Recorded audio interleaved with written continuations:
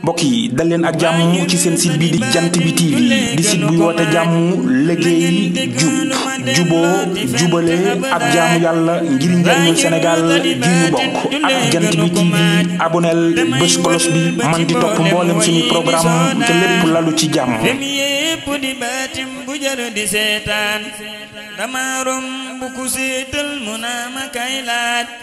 ku jiital li ma jiital lu la neex laaj ma teen mbir ma mu jiital jërul ay ngaañ ma fafu jógu ni ko tuubal malaaka day gaañ te ànd ak ki ma àndal ñu dem Tuuba faral jébbalu moo gën toroxu su booba ku ànd ak ki ma àndal lu la neex laaj sëriñ bee jara àndal bu leen njuuj njaaj defal ànd bi yàlla ak sëriñ Tuuba te yonnen di sa wommat nga jublu Tuuba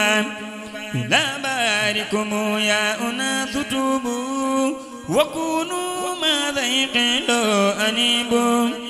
muhayyaawu ka badrin ne leen ko taafeer awaa jawhara husnin ma may ko téeméer ku seetal ngërëmam de lu la neex laaj dangay saafu di ceebuy na loo puuj paaj kilee jar joxe say yëf ba defu yoxoy neen aduniyaak li ci biiram du teema ngay been kilee jar fase duniyaa te jëm ci uxuraan te takkuñ ngërëmam ndax nga làq bosoraan kilee jar di ko way mooy xadiimu àddinaan tamaa di bëggi wilam moo seleng lu maajaan abul faadilu haqqan qadimu taha wa saatibutu habibi wa naala jaha sutub balla bala wax dëggam xamoo daam yaaramuk sangi Mbàkke sangu bu sëriñ daam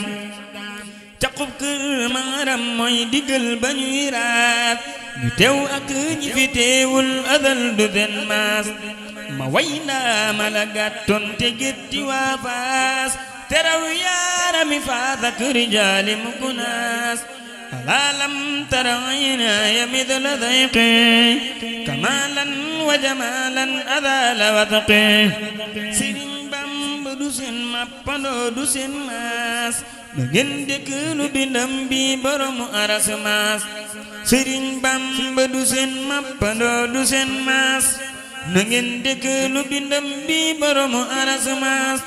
pirim jëse bu balam wax dana ko njambaas da ngeen xam ni Sëriñ Bamba la di rambaas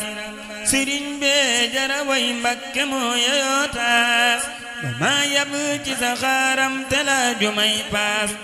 sëriñ bee kaniroog Mustafa ba ci bu moon te di xul wangalul si taxul ba dim njool su gaayub tiñi ngàttay na muy jatak maar te baatam dani collet ba ti mbokk yi dal leen ak jàmm ci seen site bi di jant bi TV di site buy woote jàmm liggéey juboo jubale ak jaamu yàlla ngir njariñul Sénégal gi ñu bokk ak jant bi TV aboneel bés kolos bi man di topp mboolem suñuy programme te lépp lalu ci jàmm.